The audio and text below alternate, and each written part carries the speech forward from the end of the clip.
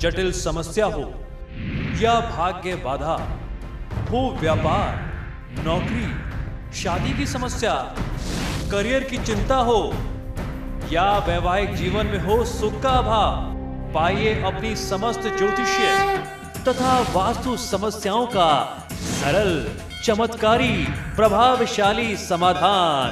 एक जाना माना और विश्वसनीय नाम, आचार्य पंडित श्री वैभवनाथ शर्मा जी, काशी के 400 वर्ष पुराने प्रतिष्ठित और अंतरराष्ट्रीय ख्याति प्राप्त राज ज्योतिषी परिवार की 8वीं पीढ़ी के ज्योतिषी और वास्तु शास्त्री आचार्य पंडित श्री वैभवनाथ शर्मा जी के द्वारा व्यक्तिगत या फिर फोन पर अपॉइंटमेंट लेने के लिए कॉल करें 9818300146, 9990724131 या फिर ईमेल करें sharma.vaibhav@gmail.com पर। अच्छा फायदा मिलेगा। फिलहाल यहाँ रुकेंगे एक छोटे से ब्रेक के लिए। ब्रेक के बाद जानेंगे कि कैसे आपके सिग्नेचर बताएंगे आपकी लाइफ के सीक्रेट्स। तो बने रहिए हमारे साथ।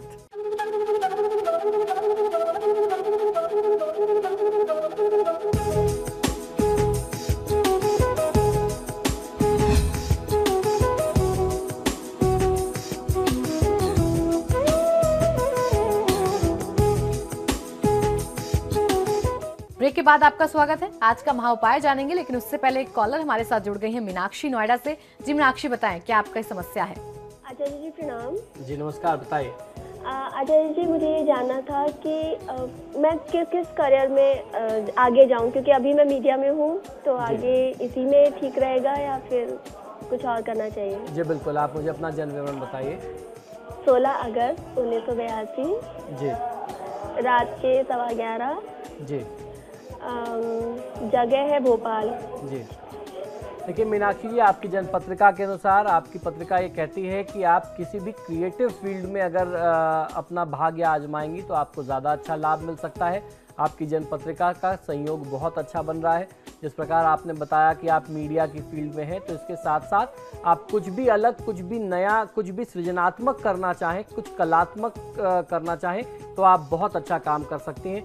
कुछ भी ऐसा जिसमें आपको संतुष्टि प्राप्त हो, और ख़ासतौर पर आपकी कुंडली कहती है कि कुछ थोड़ा सा क्रिएटिव होना चाहिए, चाहे वो इंटीरियर डेकोरेशन की बात हो या इस तरीके के कोई भी और आगे की चीज़ें, करियर आप अगर अपने लिए अपनाना चाहते हैं तो उससे संबंधित थोड़ी सी आपको जानकारी प्राप्त करनी पड़ेगी।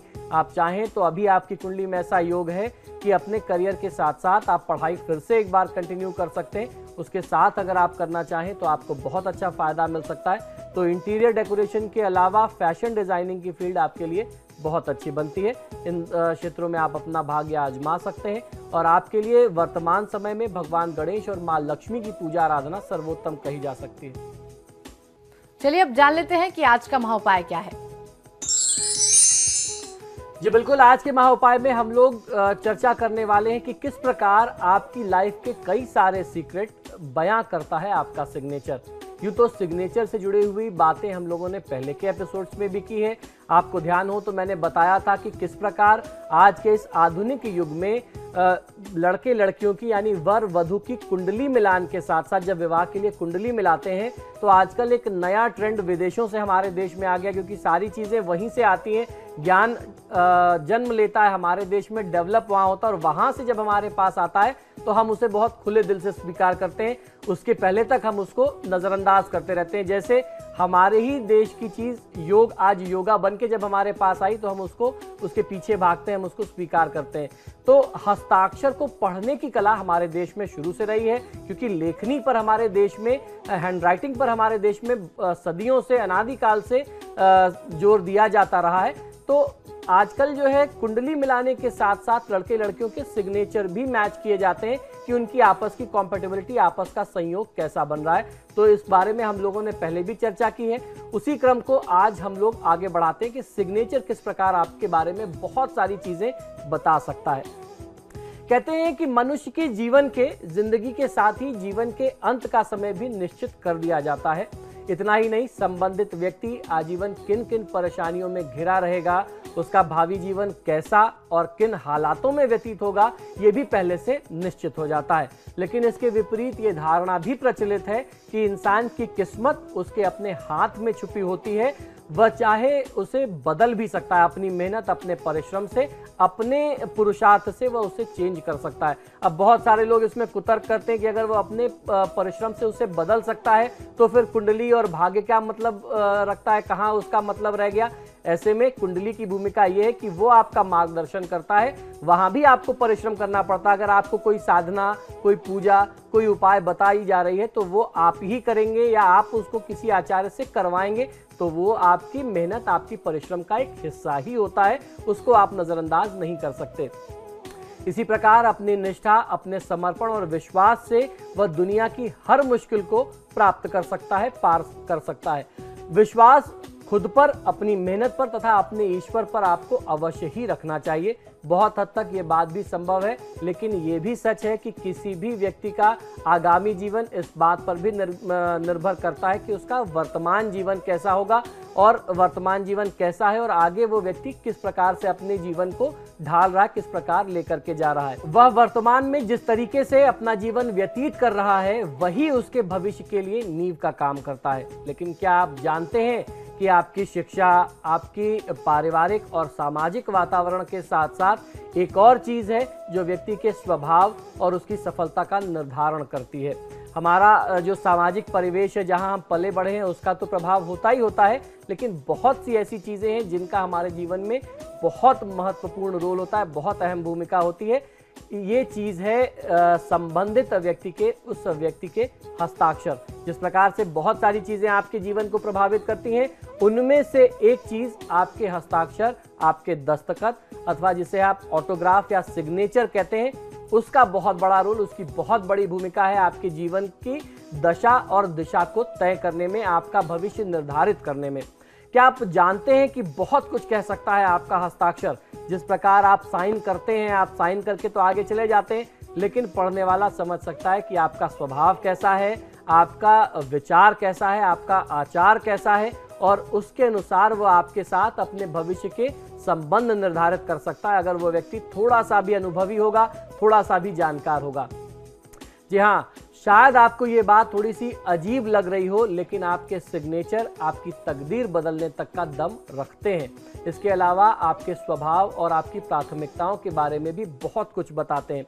कुछ समय पहले हमने आपको बताया था कि कैसे आजकल लोग विवाह के लिए अपने बच्चों की कुंडली मिलान के साथ साथ हस्ताक्षर और सिग्नेचर का भी मिलान करने लगे हैं। इससे भी उनके आपस की अंडरस्टैंडिंग, उनके तालमेल का पता लगाया जा सकता है। इसी क्रम में आज हम आपको बता रहे हैं कि किस प्रकार आप स्वयं अपना या किसी भी व्यक्ति का हस्ताक्षर यानी सिग्नेचर देख करके, ऑटोग्राफ देख करके उस व्यक्ति की सोच, उस व्यक्ति की विचारधारा, उस व्यक्ति का आचार विचार और उसका भविष्य कैसा रहने वाला है, ये बात आप अंदाजा लगा सकते हैं। बहुत आसानी से इसका आकलन कर सकते हैं। तो आइए इस क्रम को आगे बढ़ाते हैं और जानते हैं क्या कहता है आपका हस्ताक्षर। वह व्यक्ति जो हस्ताक्षर करते समय नीचे से ऊपर की ओर लिखता है, वह मौलिक रूप से बहुत आस्तिक और आशावान होता है।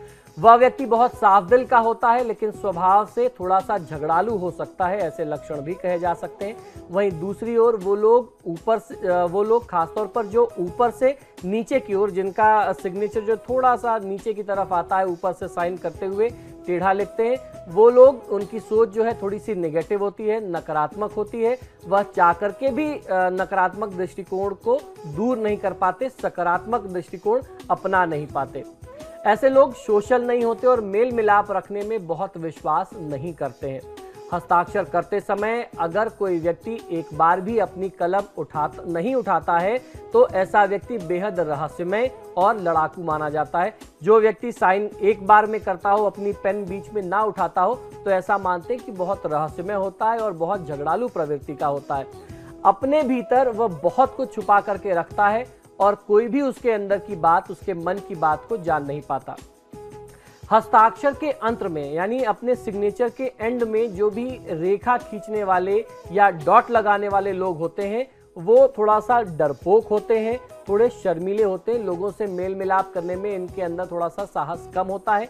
इनमें से बहुत से लोग शक्की मिजाज भी रखते हैं।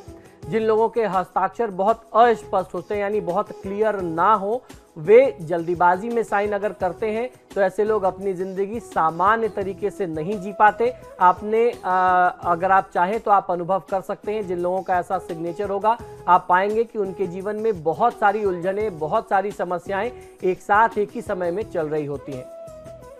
धोखेबाज प्रवृत्ति के ये लोग अपनी सफलता के लिए किसी भी व्यक्ति का सहारा ले सकते हैं जिनके सिग्नेचर बहुत क्लियर नहीं होते, अस्पष्ट जिनकी साइन होती है।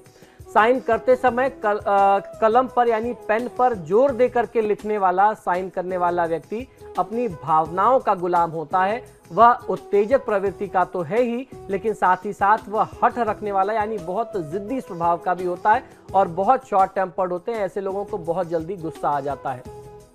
ऐसे व्यक्ति जो हस्ताक्षर के अंत में 2 रेखाएं खींचते हैं, आपने कई बार देखा होगा कि कुछ लोग एक लाइन खींचते हैं, कुछ लोग 2 डॉट लगाते हैं, कुछ लोग 2 रेखाएं खींचते हैं। वो भीतरी तौर पर अंदर से डरे हुए रहते हैं, हमेशा उनको किसी न किसी प्रकार का डर, हमेशा भय उनको सताता रहता है। उससे यही डर सताता है कि कोई उसका नुकसान करने वाला है, कहीं जाने अनजाने उनका कोई बड़ा नुकसान न हो जाए।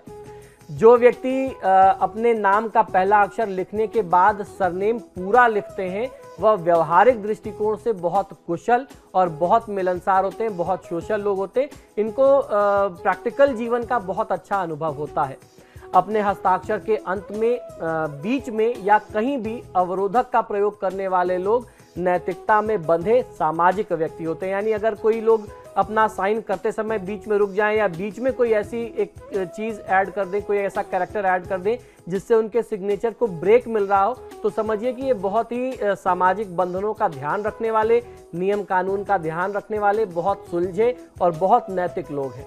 तो आज के महाउपाय में हमने जाना कि कैसे आपके सिग्नेचर आपके स्वभाव को बता सकते हैं। बहुत बहुत शुक्रिया आचार्य जी। जी धन्यवाद। फिलहाल आपके सितारे में इतना ही। आप देखते रहिए समाचार प्लस।